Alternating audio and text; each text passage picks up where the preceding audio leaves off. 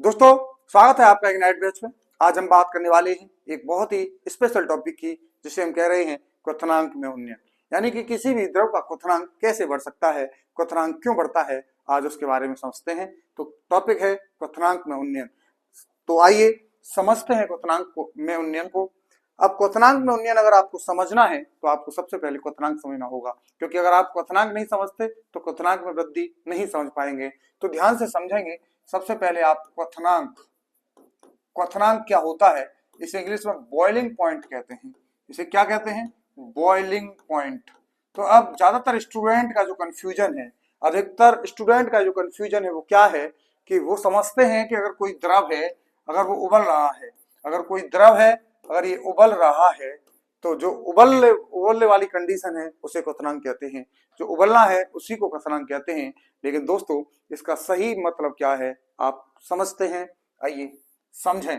तो क्वथनांक सबसे पहली बात है कि ये एक प्रक्रिया नहीं है, ये एक ताप है। क्वथनांक क्या है? एक प्रक्रिया नहीं है, एक निश्चित ताप है। क्या करता है ये ताप? ये ताप वो ताप है जहां द्रव उबलने लगता है। ये ताप वो ताप है जहां द्रव उबलने लगता है, उबलना प्रारंभ कर देता है। ऐसे ताप को, ऐसे निश्चित ताप को हम क्वथनांक कहते हैं। जी हाँ दोस्तों, आपने 9th क्लास में पढ़ा कि एक ऐसा निश्चित ताप जिस पर कोई द्रव उबलना प्रारंभ कर दे, उसी को हम क्या कह देते हैं? क्वथनांक कह देते हैं। अब बात आती है कि जब जिस ताप पर ये द्रव उबलता है उसे हम क्वथनांक कह रहे हैं, तो द्रव उबलता कब है? ऐसा क्या हो जाता है द्रव के अंदर कि ये उबलना प्रारंभ कर देता है? तो उबलने का मतलब क्या होता है? यानी कि अगर आप किसी कंटेनर को आप गर्म कर रहे हैं, पानी को गर्म कर रहे हैं, द्रव को, अगर ये उबल रहा है तो इसे उबलने का क्या मतलब है? तो इससे पहले आपने एक हेडिंग पढ़ी थी जिसका नाम था वाष्पताप। तो इस द्रव का वाष्पदाब भी कुछ होगा अपना। जिस ताप पर ये वाष्पदाब जो है इसका, ये वाष्पदाब बढ़ेगा। जैसे जैसे आप टेम्परेचर बढ़ाएंगे तो ये वाष्पदाब बढ़ेगा, क्योंकि ज्यादा गर्म करेंगे तो ज्यादा वाष्प बनेगी और ज्यादा दाब लगेगी।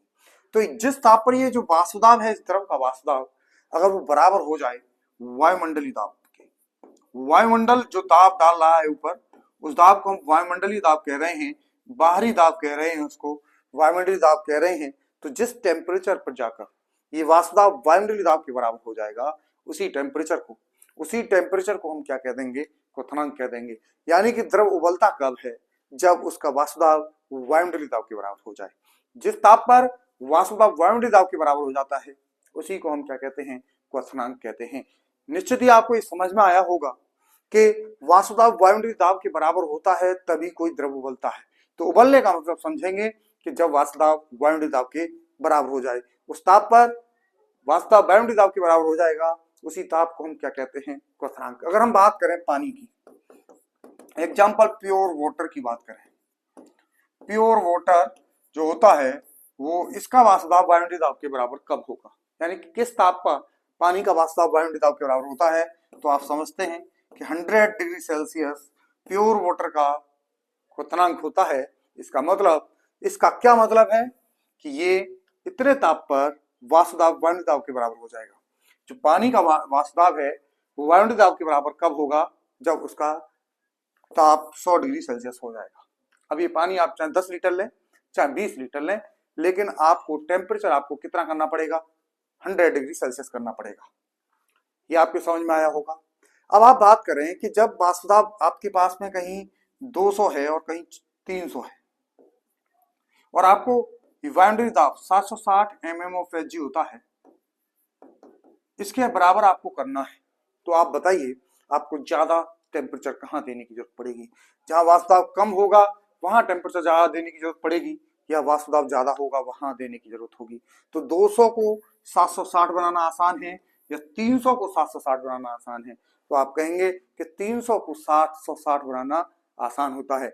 यानी कि वाष्पदाब घट रहा है तो हमें वायुमंडलीय दाब के बराबर करना, उसको वाष्पदाब को वायुमंडलीय दाब के बराबर करना कठिन हो जाएगा अगर वाष्पदाब घट रहा है। तो अगर वाष्पदाब घटता है तो क्वथनांक हमें, यानी कि जो टेम्परेचर है हमें वो ज्यादा देना पड़ेगा।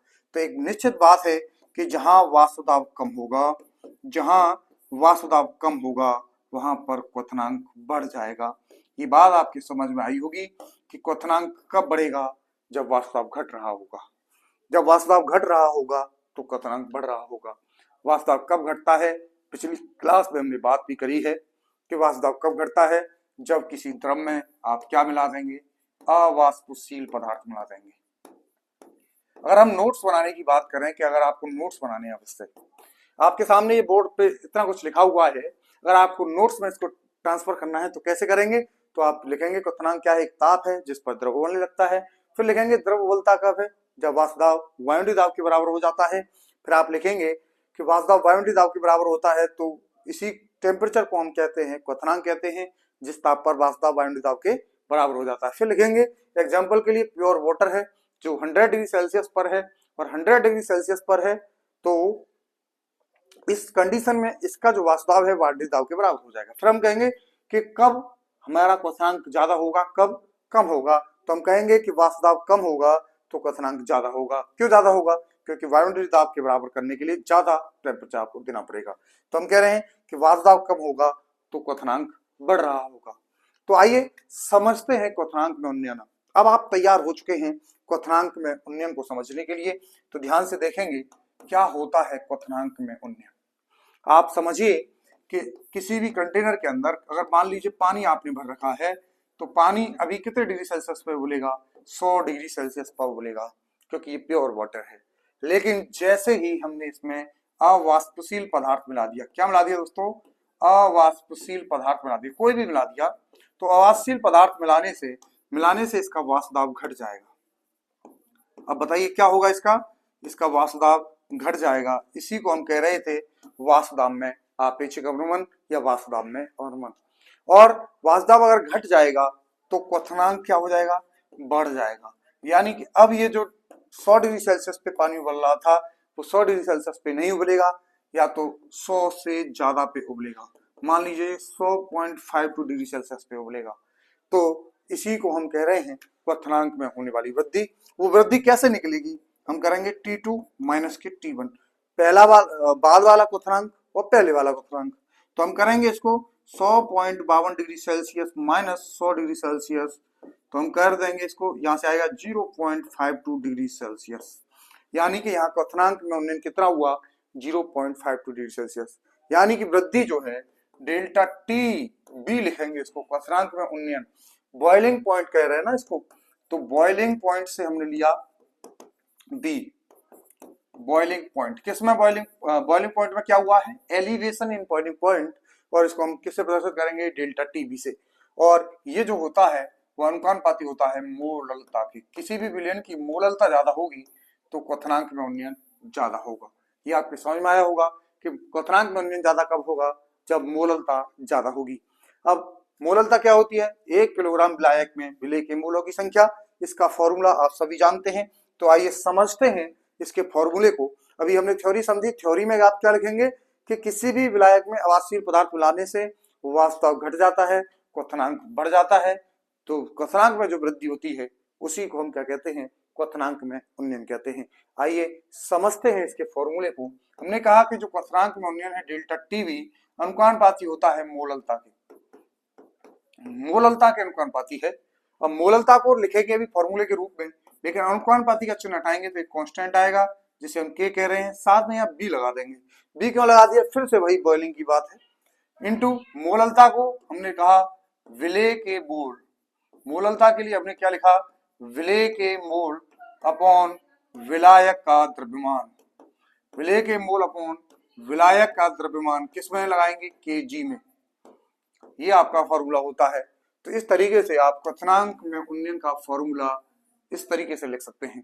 बहुत आसान सा फॉर्मूला है, delta Tb equal to Kb into विलेय के मोल अपॉन विलायक का द्रव्यमान केजी। मुख्य बात यह है कि केबी क्या है, मुख्य बात ये क्या है कि केबी क्या है, केबी क्या है, कैसे आएगा ये केबी, कैसे पता चलेगा केबी क्या है? तो केबी को हम कहते हैं मोलल उन्नयन स्थिरांक। मोलल उन्नयन स्थिरांक क्या कहते हैं? केबी को मोलल उन्नयन स्थिरांक। क्या होता है ये मोलल उन्नयन स्थिरांक? इसको समझते हैं, इसको समझते हैं क्या है ये मोलल। मान लीजिए आपने 1 किलो विलायक लिया, कोई भी क्या लिया? 1 किलो विलायक लिया। अब इस 1 किलो विलायक में आपने 1 मोल विलेय ऐड कर दिया। क्या कर दिया?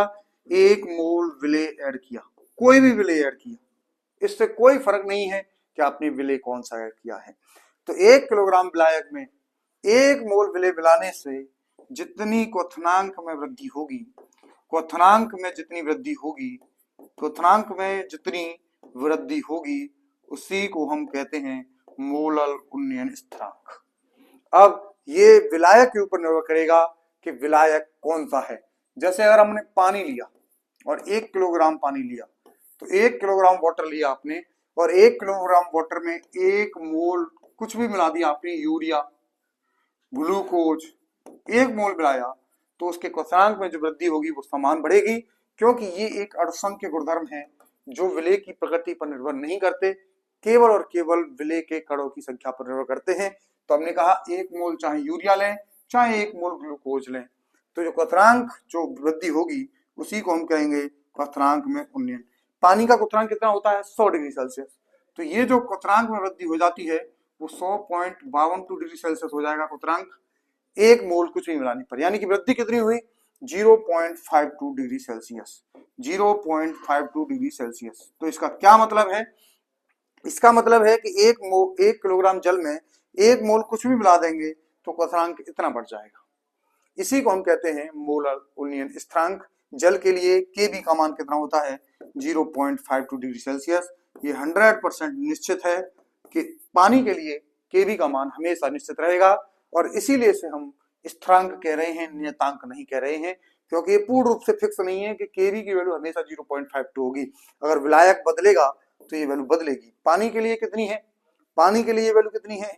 0.52। बेंजीन के लिए 5.12 के आसपास होती है। ऐसे ही सब के लिए अलग अलग होती है, आपको याद नहीं करनी है सबके बारे में, केवल आप पानी की याद रखेंगे कि ये 0.52 डिग्री सेल्सियस होता है, और 1 मोल विलेय मिलाने पर क्वथनांक में जितनी वृद्धि होती है उसी को हम कहते हैं क्वथनांक, मोलर उन्नयन स्थिरांक।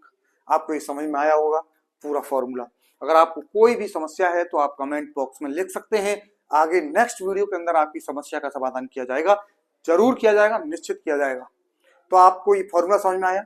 विलेय के मोल निकालना हमने पहले ही समझा रखा है। विलायक का द्रव्यमान अगर आपको यहाँ दे रखा हो तो आप आसानी से कोई भी न्यूमेरिकल सॉल्व कर सकते हैं। और डेल्टा टीबी क्या है? क्वथनांक में वृद्धि है। आप इस टॉपिक को बहुत आसान से समझ सकते हैं, कोई दिक्कत नहीं हो सकती इसमें। अब आपके पास में ये फॉर्मूला है, इस फॉर्मूले से न्यूमेरिकल कर सकते हैं, और कंसेप्ट हमने बता दिया है कि वाष्पदाब घटेगा, वाष्पदाब घटेगा तो क्वथनांक बढ़ेगा, वाष्पदाब घटेगा तो क्वथनांक बढ़ेगा। और पानी के लिए कितना होता है? Kb की वैल्यू 0.52 डिग्री सेल्सियस, मोलर उन्नयन स्थिरांक की वैल्यू। तो आइए समझते हैं कुछ ऑब्जेक्टिव क्वेश्चंस। अगर आपने वो ऑब्जेक्टिव क्वेश्चन कर लिए तो आपका पढ़ना सफल हो जाएगा, आपका समझना ये सफल हो जाएगा, आपका समय बिल्कुल भी बर्बाद नहीं होगा। तो ध्यान से समझेंगे कुछ ऑब्जेक्टिव क्वेश्चंस को और उनका बहुत आसानी से, बहुत रिलैक्स होकर जवाब देंगे। तो देखिए जरा, पहला क्वेश्चन आपके सामने, क्वथनांक में उन्नयन किस पर निर्भर करता है? किस पर निर्भर करेगा? कैसा गुणधर्म है ये? अणुसंख्य गुणधर्म। किस पर डिपेंड करेगा? कणों की संख्या पर, विलेय के कणों की संख्या पर निर्भर करेगा, क्योंकि ये अणुसंख्य गुणधर्म है। हमने समझाया कि 1 मोल चाहे 1 किलोग्राम जल में चाहे 1 किलो यूरिया मिला, 1 मोल यूरिया मिलाएं, चाहे 1 मोल ग्लूकोज मिलाएं, चाहे 1 मोल कुछ भी मिला दें, तो क्वथनांक में जो उन्नयन होगा वो सेम रहेगा। कितना रहता है पानी के अंदर? ये 0.52 डिग्री सेल्सियस रहता है। इसका मतलब ये किसके ऊपर डिपेंड कर रहा है? पूर्ण रूप से विलेय कणों की संख्या पर। आपने कह दिया कि अगर 2 मोल मिला देंगे तो क्या हो जाएगा? तो 2 मोल मिला देंगे तो 1.04 डिग्री सेल्सियस बढ़ेगा। 3 मोल मिला देंगे तो 3 का गुणा कर दीजिए इसमें। क्वथनांक में उन्नयन का सूत्र क्या है? तो अभी हमने बताया था कि डेल्टा टीबी जो होता है वो बराबर है केबी गुणा मोललता के, और मोललता को अगर स्मॉल एम से दिखाएंगे, मोललता को स्मॉल एम से दिखाएंगे तो कौन सा फॉर्मूला इसमें से सही है? तो डेल्टा टीबी इक्वल टू केबी गुणा एम। या केबी क्या है? मोलर उन्नयन स्थिरांक है। ये केएफ है तो ये हो ही नहीं सकता, ये एम बटे केबी, ये गलत है, ये भी गलत है। तो इससे आप कह सकते हैं कि आपका फॉर्मूला बी ऑप्शन सही है। देखिए बहुत ही आसान, आपको केवल कंसेप्ट को ज्यादा समय तक याद रखने के लिए ऑब्जेक्टिव क्वेश्चन दिए गए हैं, तो आप आसानी से टॉपिक को ना भूलें, जल्दी से ज्यादा समय तक याद रखें। केबी क्या दर्शाता है, इसी के बारे में बहुत डिस्कस किया हमने। तो केबी क्या दर्शाता है? क्वथनांक उन्नयन स्थिरांक को दर्शाता है कि कितना है। जैसे जल के लिए केबी का मान 0.52 डिग्री सेल्सियस है, पहला ही ऑप्शन इसका करेक्ट हो जाता है। आप आसानी से इसका आंसर कर सकते थे। यदि मोललता बढ़े तो डेल्टा टीबी पर क्या प्रभाव पड़ेगा? बताइए, कितना आसान से क्वेश्चन है। डेल्टा टीबी बराबर केबी गुणा मोललता। अब ये बढ़ेगी, मोललता बढ़ेगी तो क्वथनांक में उन्नयन बढ़ेगा कि नहीं बढ़ेगा? बताइए जरा, बताइए। तो बढ़ेगा कि नहीं बढ़ेगा? बिल्कुल बढ़ेगा, निश्चित ही बढ़ेगा। तो क्वथनांक में उन्नयन डेल्टा टीबी बढ़ जाएगा। बहुत ही आसान सा क्वेश्चन। तो ध्यान से देखेंगे अगला क्वेश्चन फिर से। कौन सा गुणधर्म है? क्वथनांक में उन्नयन जो है वो कौन सा गुणधर्म है? यहाँ पे क्वथनांक में उन्नयन आना चाहिए था, लेकिन क्योंकि क्वथनांक में उन्नयन की बात कर रहे हैं तो आप समझिए कि ये कौन सा गुणधर्म है। तो ये एक अड़संख्य गुणधर्म है, इसके बारे में हम चर्चा कर रहे हैं बार बार। अगला क्वेश्चन, क्वथनांक में उन्नयन किस प्रकार के विलयन में होता है? क्या शुद्ध द्रव में वृद्धि होगी? क्या वाष्पशील विलय में वृद्धि होगी? नहीं। किस में होगी? अवाष्पशील विलय मिलाएंगे तभी वाष्प घटेगा और तभी क्वथनांक में वृद्धि होगी। It is the option C. आगे क्वेश्चन देखेंगे, बहुत ही आसान से क्वेश्चन है, आसानी से आप कर सकते थे। आप देखिए, डेल्टा टीबी का एसआई मात्रक क्या है? मात्रक क्या है इस डेल्टा टीबी का? ये डेल्टा टीबी है क्या वैसे? क्वथनांक में उन्नयन है, और क्वथनांक क्या होता है? ताप होता है। तो जो ताप का मात्रक होगा वही क्वथनांक में उन्नयन का मात्रक हो डेल्टा टीबी का। तो क्या मोल प्रति केजी तो होता ही नहीं, इसका एटीएम हो ही नहीं सकता, प्रेशर का होता है, कार्य का होता है। तो क्या आंसर है इसका? केल्विन। तो जो ताप का मात्रक है वही डेल्टा टीबी का मात्रक है। अगला क्वेश्चन, अधिक कण देने वाला विलय क्या करेगा? अधिक कण जो देगा, जो विलय ज्यादा कर देगा, वो डेल्टा टीबी बढ़ाएगा कि घटाएगा? बताइए जरा। जो ज्यादा कर देगा वो ज्यादा क्वथनांक बढ़ाएगा, तो क्वथनांक को बढ़ाएगा, डेल्टा टीबी को अधिक करेगा। तो कितने आसान से क्वेश्चन है, आपको केवल समझने थे कि कण बढ़ेंगे तो क्वथनांक में उन्नयन भी बढ़ेगा। तो अगला क्वेश्चन आपके सामने है कि वान ठाप गुणांक जुड़ने पर सूत्र क्या होगा? ये नेक्स्ट टॉपिक में बात करेंगे, यानी कि जब अड़संख्य गुणधर्म कंप्लीट हो जाएंगे तब हम इसके बारे में बात करेंगे। आई का गुणा कर देते हैं फॉर्मूला में बस। तो क्या हो जाएगा? डेल्टा टीबी बराबर आई इंटू के बी इंटू एम। तो आप केवल इस समय पर अभी इतना याद रखेंगे कि आई का गुणा हो जाएगा, तो आई इंटू के बी इंटू एम हो जाएगा जब वान ठाप फैक्टर को जोड़ देंगे। होता क्या है ये भी समझेंगे वान ठाप फैक्टर। तो NaCl का विलयन शुद्ध पानी की तुलना में कम क्वथनांक देगा, अधिक क्वथनांक देगा, समान रहेगा, शून्य रहेगा? क्या होगा? NaCl नमक मिला देंगे तो क्वथनांक बढ़ेगा कि नहीं बढ़ेगा? तो निश्चित ही बढ़ेगा। तो अधिक क्वथनांक देगा, और वो कितना क्वथनांक अधिक देगा ये डिपेंड करेगा कि NaCl के कणों की संख्या कितनी है। ज्यादा कण है तो ज्यादा क्वथनांक होगा, कम कण होंगे तो कम क्वथनांक होंगे। तो आज के लेक्चर के लिए इतना काफी है दोस्तों। मिलते हैं नेक्स्ट लेक्चर के अंदर नेक्स्ट टॉपिक के साथ में। इसी तरीके से वीडियो के साथ जुड़े रहिए, चैनल को लाइक कीजिए, सब्सक्राइब कीजिए और शेयर कीजिए, जिससे कि ज्यादा से ज्यादा लोगों को केमिस्ट्री का फायदा मिले। उन लोगों तक जरूर पहुंचाइए जो बैच खरीदने के लिए सक्षम नहीं है। बिल्कुल फ्री ऑफ कॉस्ट हम कंप्लीट सिलेबस आपके सामने लेकर आ रहे हैं, इसलिए आपको उन लोगों तक इसको जरूर पहुंचाना है जिससे उन लोगों को फायदा मिले जो कैपेबल नहीं है बैच खरीदने के लिए। तो धन्यवाद, थैंक यू।